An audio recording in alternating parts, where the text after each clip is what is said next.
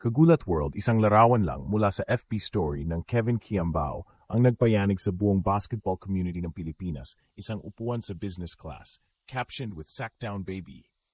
Walang salita, walang announcement, pero sapat na ang isang litratong iyon para patunayan ang matagal ng usap-usapan. Kevin Kiambao is now officially US bound, and this time, hindi ito simpleng exposure trip. This is a calculated, purpose-driven flight. At kung pagbabasehan ng caption, malinaw ang destinasyon. Sacramento, California, ang tahanan ng NBA team na Sacramento Kings. Ang tanong ng buong sambayanan ngayon, bakit Sacktown? Bakit ngayon? At ano ang ibig sabihin nito sa NBA future ng UAAP MVP? Hindi na ito haka-haka, Kagulat World. This is Kevin showing the world that the grind is real, the journey is underway, and the window of opportunity is open wide. Ito na ang tryout na may kasamang kontrata sa horizon. Ayon sa mga insider reports at scout leaks, Kevin has already been on the radar of at least 5 NBA teams: Utah Jazz, Miami Heat, Orlando Magic, Golden State Warriors, at siyempre, Sacramento Kings. Pero ang Sacramento talaga ang pinakamatagal ng binabanggit na interesado. Bakit? Dahil sa kanilang track record ng pagdevelop ng mga international talents at system players. They're not just looking for flashy prospects. They want cerebral, versatile players who can blend into high IQ systems, exactly the mold Kevin fits. Well, hindi ito biglan. Kevin has been quietly building his case for the past year. From his dominant run in the UAAP, kung saan siya ang naging MVP at cornerstone ng La Salle system, to his impressive stints with Gilas Pilipinas. Every step has been part of a silent but potent campaign. Hindi man siya viral gaya ng ibang prospect. Pero sa bawat laro, may scouts na sumusubaybay, may analysts na nagtala, at may agents na kumikilos sa background. At ngayong kumpirmado na ang biyahe niya patungong Sacramento, the timing couldn't be more perfect. With the NBA Summer League and preseason camps opening doors for unsigned prospects and G League invitations, this move is strategically timed. Hindi lang ito sightseeing. Ito ang tinatawag nilang career moment. Sa totoo lang, maraming hindi nakaintindi noon kay Kevin. Hindi daw athletic, masyadong tahimik ang laro, kulang sa vertical explosiveness. Yan ang mga lumang narrative. Pero ngayon, those same critics are being silenced by the one thing Kevin has mastered, winning through substance, not style. Sa Gilas Pilipinas pa lang, ramdam na agad ang epekto niya. Habang abala ang iba sa ISO plays at dunk highlights, tahimik lang si Kevin.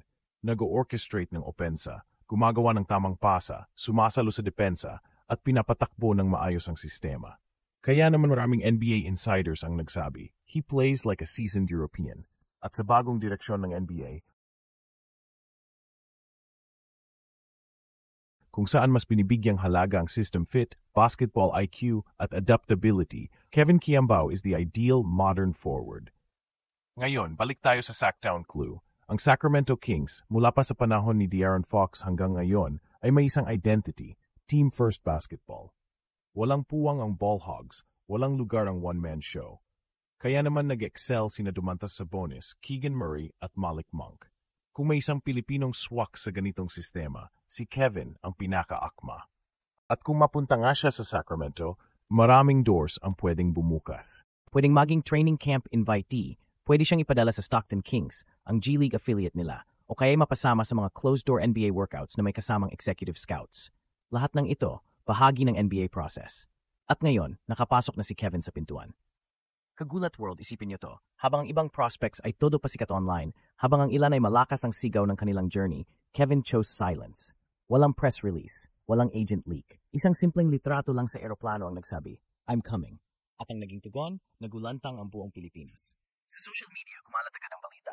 Nag-trending si Kevin Kiambao sa ex-Twitter, umingay ang Facebook groups, at pati Gilas fans ay nagtanong, ito na ba ang simula ng global rise ni KK?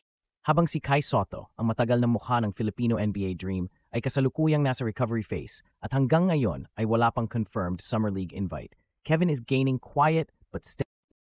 This is not a comparison, but a realization. Magkaibang prototype ang dalawa.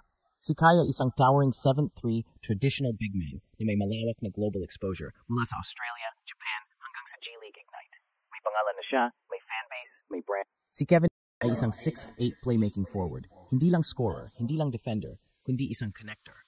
May basketball IQ na pang-Europeo, may discipline, may court sense na hindi tinuturo, iniintindi. Habang ang iba ay puro highlights, si Kevin ay puro reads. Habang ang iba ay sumisigaw ng look at me, si Kevin ay tahimik nagsasabing, watch how I make my teammates better. Pero kung ang tanong ay, sino ang mas swak sa kasalukuyang hinahanap ng NBA scouts? Ang sagot, system players. At sa checklist na yan, Kevin ticks every box. Size and versatility, high basketball IQ, unselfishness, defensive switchability, system adaptability, coachability. Anong klaseng narrative ang gusto mong isulat? Yung maingay, viral, puro hype, puro highlights, o yung tahimik pero matatag? Walang pa-promo pero puno ng disiplina. Because right now, Kevin is writing a story of precision. Isang kwento ng pagiging handa, isang narrative ng diskarte, hindi ng ingay. Habang ang ibang prospects ay nagpo-post ng workout videos, habang may mga name drops at leaks kung sinong agent ang nakausap, Kevin moved in silence. Ang suko sa kanya paglapag sa Amerika. Walang kumalat na litrato ng handshake, walang official statement. Pero sa mga nakakausap sa loob, may gumagalaw na. Hindi lang isa, 2 o 3 private workouts na ang nakaschedule. At hindi ito mga random teams. Kasama dito ang isa sa 5 NBA teams na unang nagpakita ng tahimik pero consistent na interest sa kanya. Clue, West Coast. Isang team na kilala sa player development, structure, at pag-prioritize sa high IQ basketball over showmanship. At kung maging successful ang mga workouts, what happens next could change everything. Pwedeng may follow-up invite. Pwedeng ma-fast track ang exposure. Pwedeng makuha ang atensyon ng ibang teams na matagal nang nakamonitor sa kanya pero naghihintay lang ng confirmation na NBA ready na talaga si Kevin. Kasama rito ang isa sa mga 5 teams na unang nagpakita ng interest. Clue, West Coast. At kung successful ang workouts, the next phase could be a G League 2-way contract or even a direct offer sa training camp roster. Remember, maraming NBA players ngayon ang hindi dumaan sa draft. They prove themselves through Summer League, G League, or private camps. Kevin is on that exact path. At dito na tayo dapat matutong tumaya sa tahimik. Dahil minsan, ang hindi maingay. Siya yung tunay na naghahanda. Si Kevin Kiambao ay hindi lang produkto ng hype. Produkto siya ng disiplina, sistema, at paniniwala sa proseso. This is no longer just about proving he belongs. This is about proving that a Filipino can thrive, not just because of height or virality, but because of real basketball sense. And that alone is what makes Kevin's journey so powerful. Kagulat World, nakapwesto na tayo sa unang hilera ng isang bagong kasaysayan. This could be the start of Kevin Kiambao's NBA chapter, and we saw it unfold through a single story post. Remember this moment. Dahil sa mga susunod na buwan, maaring makita natin siyang naka-practice jersey ng isang NBA team. Maaring makita natin ang pangalan niyang naka-lineup sa isang G League game. At maaring sa hindi malayong hinaharap, isang araw may Filipino na muling bibida sa hardwood ng NBA. At ang pangalan niya, Kevin Kiambao.